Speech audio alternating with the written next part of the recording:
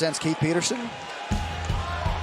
Red De La Cruz with a corner. Edson Jr. Barboza. High control. Yeah, very good guard. And for Edson, this is smart. He knows as long as I hang on here, I'm probably going to get the decision. He doesn't want to do anything risky down here on the ground and end up in a submission either. Final seconds here for Ige, who's applying the... For the winner by split decision, Dan 50K Ige. To stay positive when you have results like that? It's hard, it's not easy, it's hard, you know, because, hey, I give my best every single day in the gym, you know, I really pay the price to get my W, and when you go there, I watch the fight, the people around me say, hey, you definitely won the fight, but I see the judge give for the other guy. It's not good feeling, you know, it's hurt a little bit, but it's over. I just focus on my next one. Yes. Does it make you change anything in terms of like the way you approach a fight or the way, you know, because obviously I'm sure if you could just knock everybody out, that'd be easy, but I mean, do you change anything? Yes, I change a little bit because I always fight to win, you know. I especially right now in my last couple of fights, I was go there to win. Don't think about knockout, just go there to win, you know, to not risk. It's change. I'll go there to finish right now. Like in 15 minutes, every punch, every kick, every knee. And if the fight go on the ground, I will try finishing for 15 minutes because I don't want to pass for what happened with me in the last two fights. I don't want to pass for this again. Yeah. When they came to you with the name Makwan Amirkhani, did you know much about him? I mean, he's been around for a while, but certainly not, you know, kind of at the level that you were. Did you know much about his game? Yeah, I know him. I watch a couple of his fights. He's a great fighter, you know. You talk about UFC, you talk about the best guys in the world. And I know him. I watch a couple of his fights. Nice. Talk to me about your goal here. I mean, I'm sure getting a win is big and get these losses behind you. But, I mean, are you still trying to think about rankings and contendership and that sort of thing? I mean, everybody knows your name, obviously. Yeah, I dropped for 145 to be a champ, you know. I dropped for 145 to be a featherweight champ in the world, and it happened in my last two fights. It happened, and something like inside of me say, bro, now it's your time. You don't have more time to play the game. You have to go. And yeah, you guys are gonna see a different Edson Barboza, and I'm here to be a champ. It's that pressure you're talking about, like, you know, you said now's the time. We can't wait too much longer to make a run at the time. Do you think that pressure will help you in your fights? Will help you push and help you be more aggressive? Yeah, it helped me a lot. Definitely. I was like that in the training, in every session, it's like that.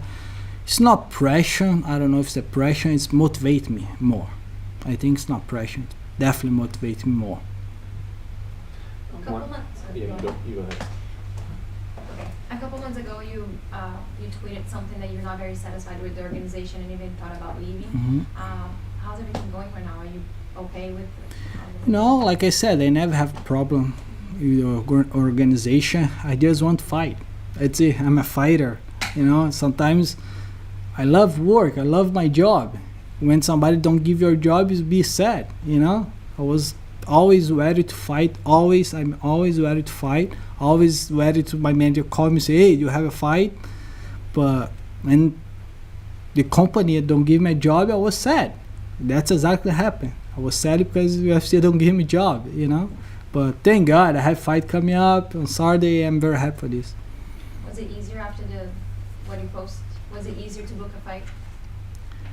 Yeah, I put on my Twitter, and in a couple of days UFC gave me a fight. So it worked. It worked. So you changed divisions. Do you think going back up, if I don't know if there's a fight that you want to fight or something like that? You know, it's a division that everybody has been watching right now because of Khabib and all that. Do you feel like going back up at some point? Why not? Like I said, I'm a fighter. I love my job. If UFC offers me a good fight, 155, I go up too, for sure. But like I said, I come to 145 to be a champ. I want to be a champion 145. But yeah, why not? I love fight. Whatever UFC offers me, like a 145, 155, especially the top guys, I'm always ready. Anybody at 155 that you would like to fight? I think having only one fight in 155, if you offers me to me right now, I always go up to 155. It's fight like Paul Felder. I think that's the fight makes sense because I know he knows he don't want the last fight. He knows. And imagine me and him three fights, you know? It's gonna be a great war. And I think if UFC offers me this, it's gonna be fun. You fought both of them. How do you see Justin Gaethje versus Khabib going? Wow, it's gonna be a great fight. You talk about both guys, best guys in the world, you know? And it's a 50-50 fight. I don't see any somebody, you know, better than the other one. Of course, Khabib's like more grappling, just get hit super hard, and is a great wrestling too. It's a 50-50 fight.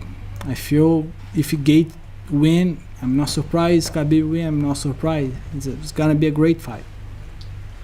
When Makwan was in here earlier, he was talking about how earlier in his career he wasn't as focused on fighting. He had to cut a lot of friends out of his life that were pulling him different directions. Did you have moments like that when you were young in your career that you had to cut people out so you could focus more?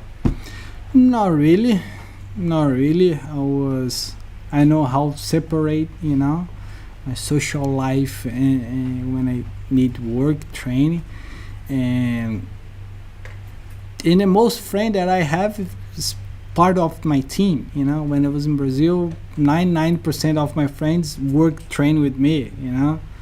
And yeah, like I know how to separate, you know. Edson, Anderson Silva provavelmente vai fazer a última luta da carreira dele, né, no dia 31. Queria saber se você tem alguma memória com ele fora, né, do octógono, assim, e o que ele representa para o esporte. Sim, eu lembro da primeira vez que eu vi o Anderson Silva, eu tinha 16 ou 17 anos.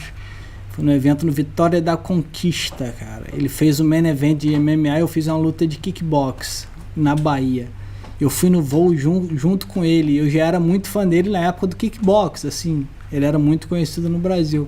Eu lembro que eu fui no voo junto com ele. Caramba, o Anderson Silva, eu tenho uma foto com ele desse evento. Então, pra mim, ele é um dos melhores de todos os tempos, se não for o melhor. E nossa, tem milhares de momentos assim que a gente pode falar do Anderson. Talvez do MMA do Brasil, sem dúvida, é o maior ídolo que tem no Brasil e vai deixar saudade.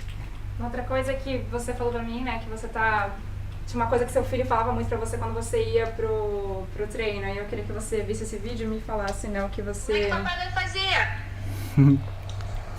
Vicky? O que papai tem que fazer, Noah? Meter a porrada! Puta, mas...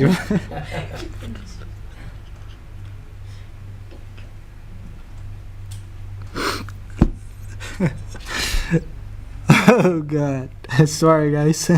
Desculpa. You say that every day. Every day I go to the gym, he say, you go train? So yeah, he say, pai, mete a porrada. And, fala em português. Ele falou isso todo dia que eu fui pra academia. Todo dia que ele falava, pai, você vai treinar? Eu falei, vou treinar, filho. Pai, mete a porrada.